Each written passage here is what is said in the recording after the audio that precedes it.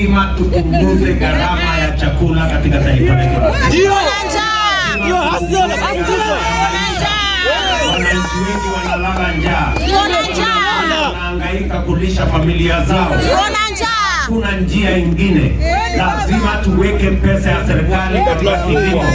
Na tumesema tutapunguza gharama ya mbolea kutoka 6,500 ya saa hii mpaka shilingi 2,500, na tupunguze gharama ya mbegu na tusaidie wakulima wazalishe chakula ili tuweze kuhakikisha kwamba chakula inafika hapa sokoni kwa bei nafuu, ili kila Mkenya aweze kulisha familia yake na tuondoe aibu ya njaa katika taifa letu la Kenya. Watu wa Undani tunaelewana jamani? Undani tunaelewana?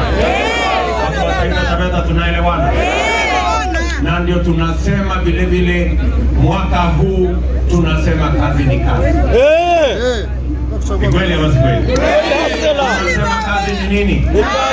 Niliwaambia hata kama biashara yako ni kidogo, wewe mtu wa Undani, hata kama wewe unauza mboga, ama wewe ni mtu wa bodaboda, ama wewe ni mtu wa biashara aina yote, sisi tunasema kazi ni kazi. Ni jukumu letu kama serikali tuwasaidie kila Mkenya ili aweze kuinua biashara yake, ndio tuweze kuzalisha Kenya yenye iko na usawa. Tunaelewana jamani?